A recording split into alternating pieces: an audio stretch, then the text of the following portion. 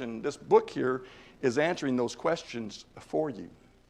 It also answers our questions about what about those who have gone on? What about our loved ones?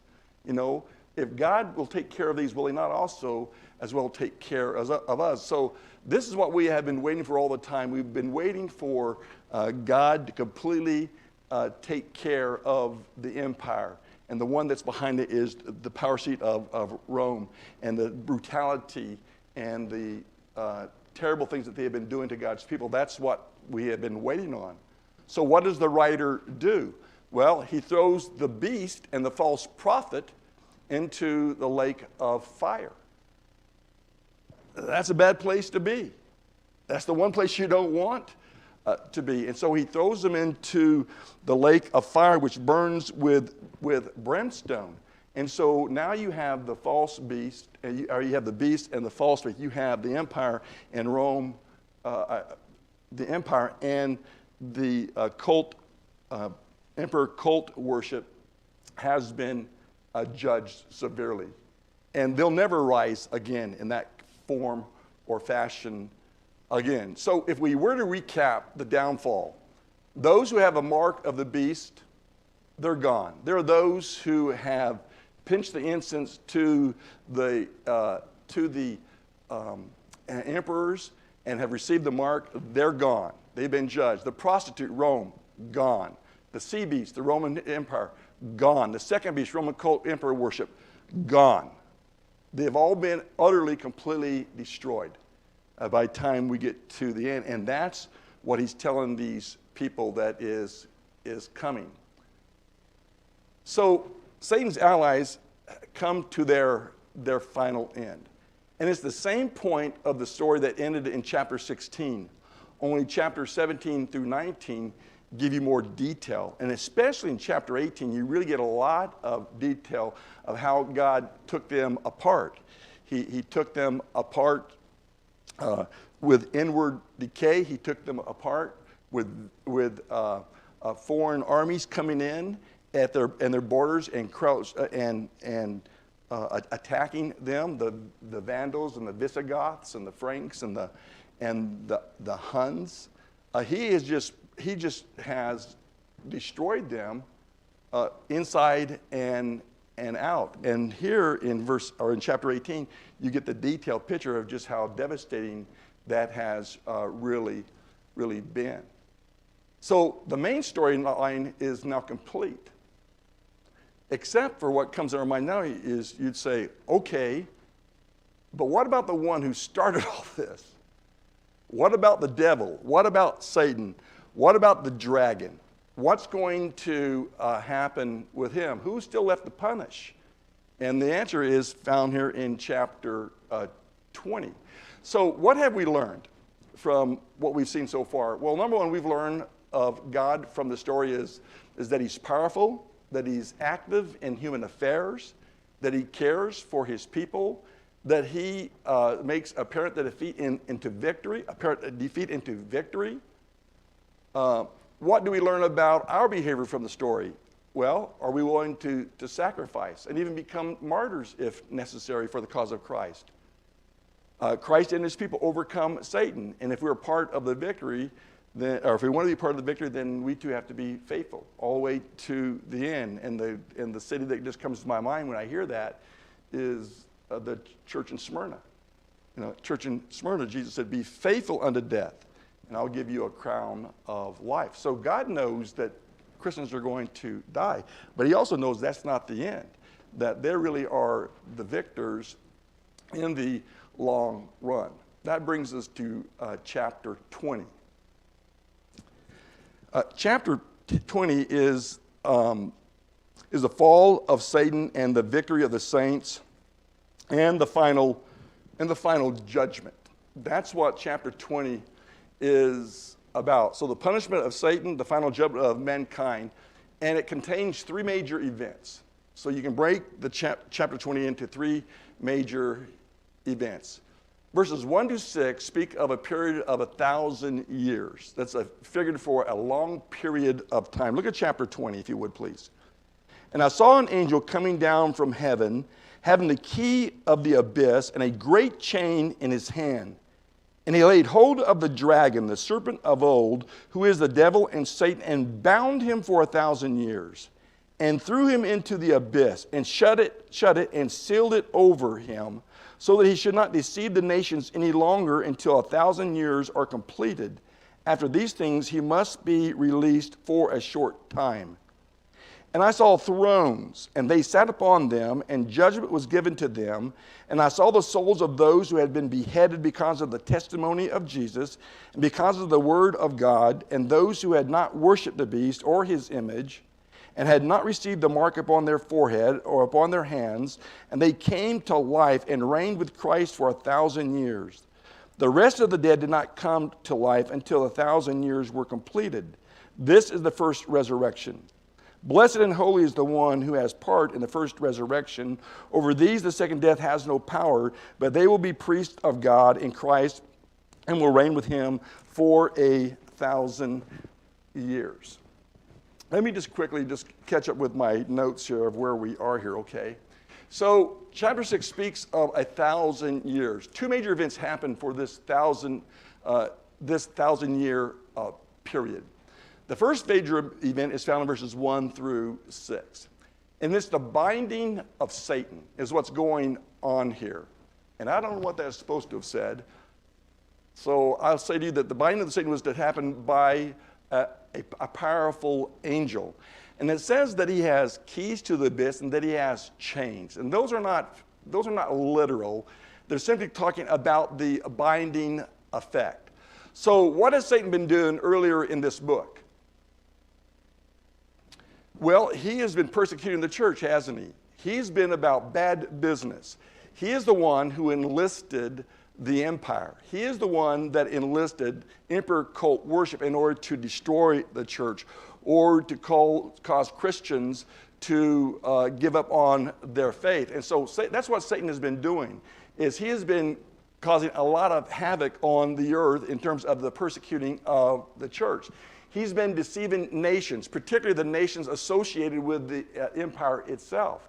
And so when you think about just the 7 churches of Asia, you'll see the influence that he had on them. But that's not where the empire's influence went. It was much more far-ranging than that. So he has been deceiving the nations and bringing them to immorality. So God is saying here, I'll not let Satan continue to do what he has been doing earlier in this book.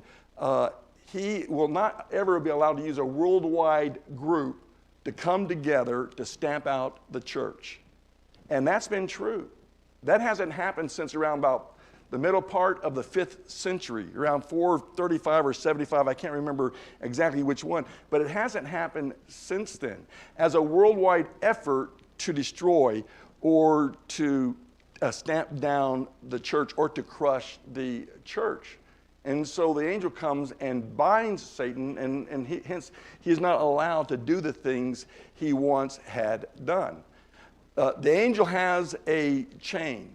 He has a key to the abyss, and he binds the dragon, and he puts him in a pit, and he locks it shut for 1,000 years.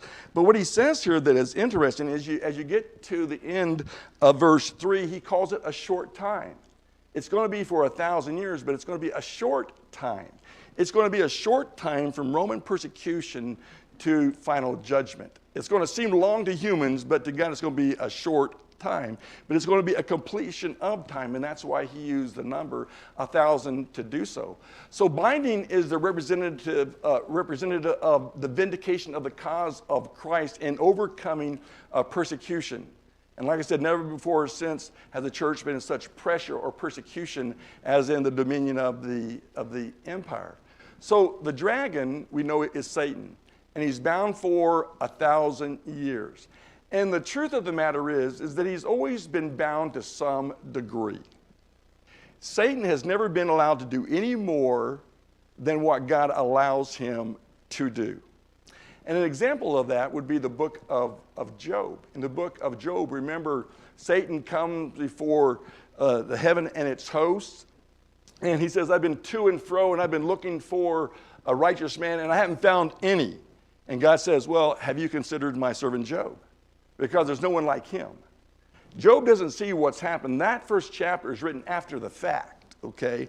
So God is saying, listen, you're saying that a man will not worship me as long as I build a hedge around him. He has all the material things in the world. He'll worship me. And so God allowed Satan to take those things away from him, but you can't kill him. And then he says, yeah, well, the man has only worshiped you because of his health. You know, he has his health.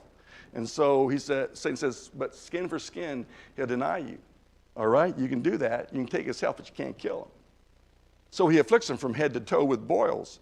And Job still refuses to curse God. He questions God, but he doesn't curse God. Even though his wife says, why don't you curse God and die?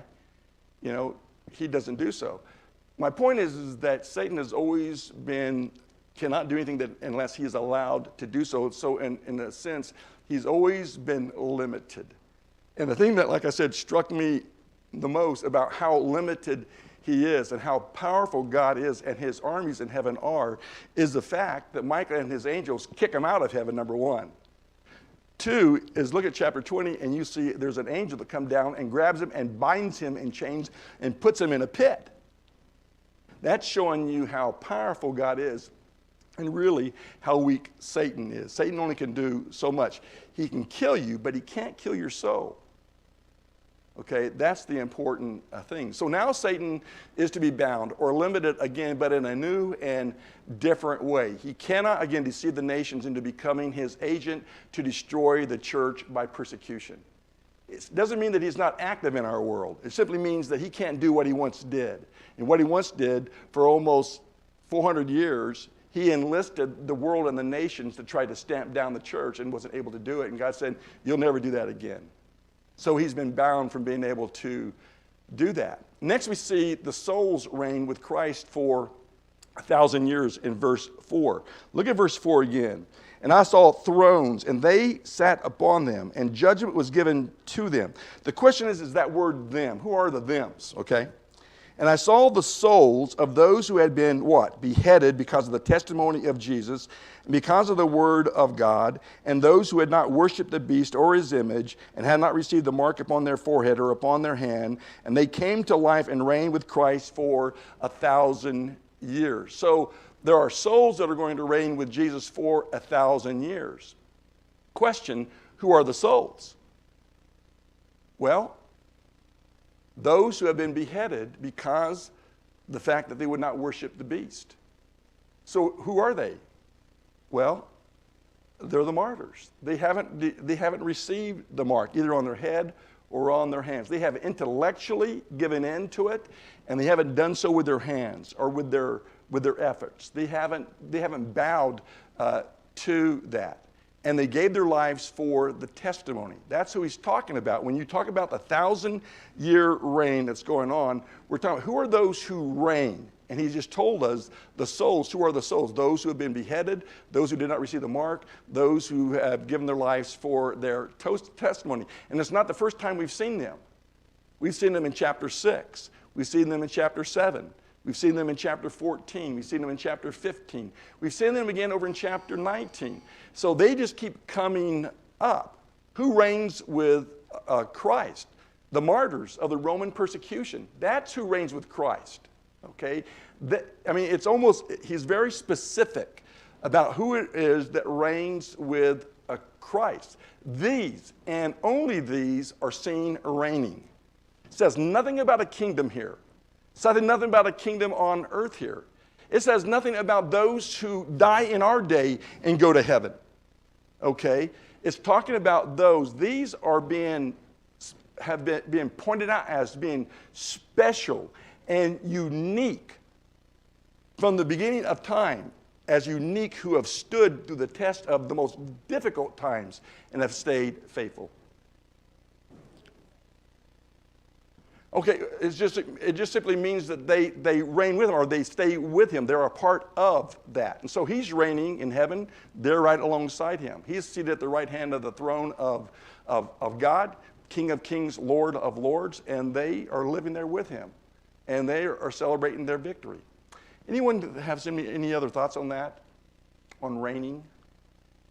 I should have done a little bit of look at just the word itself. So there you go, Larry. That's what. Tell Larry about that.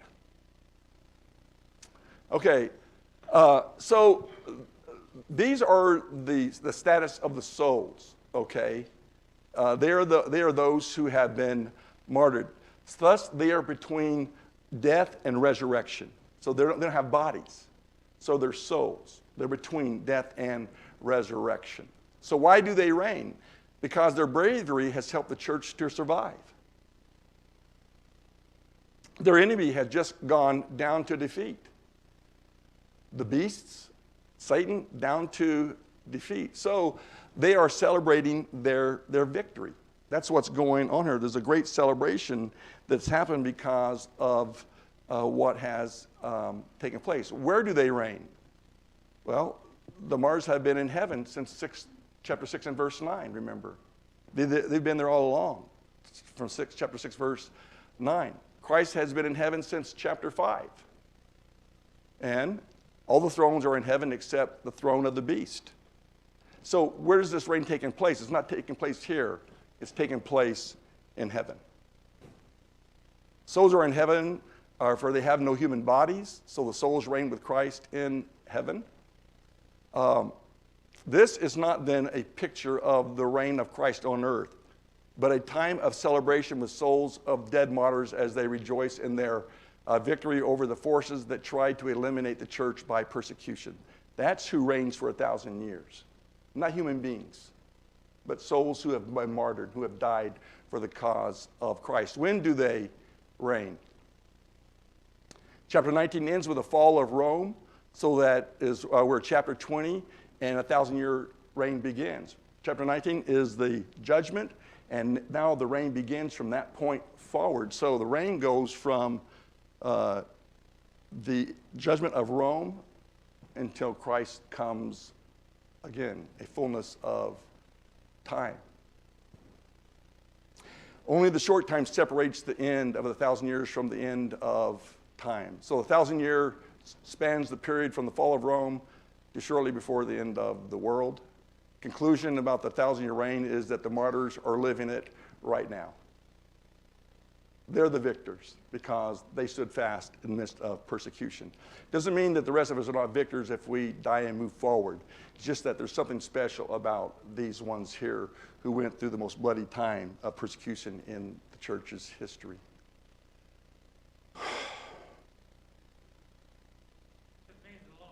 Right, yeah, a completion or a complete period of time. Yes, John? One of the other things I like about the news here is talking about because I think it's often helpful to keep them as full, right? Mm-hmm. It's almost like sometimes when people are writing and they really want to get their point across, they use like 3 exclamation marks. Uh-huh. But it's kind of like the same Mm-hmm. Yeah, good point. Verses 5 through 6. You've got to read real fast with me there. The first resurrection has to do with the cause of Christ. That's what has been resurrected. Remember, they thought that they can destroy the church. And it appears that maybe they have, but they don't. They pop right back. And where are we today? We're still alive and doing well, and the church is still present. Okay. So the first resurrection is not talking about the resurrection at judgment. It's talking about the cause of the gospel has been resurrected. Thought dead, now alive. So Larry, you get to do the second major event, I guess, and the third event. But the third event's the best event of the whole thing anyway. So, all right. Thank you.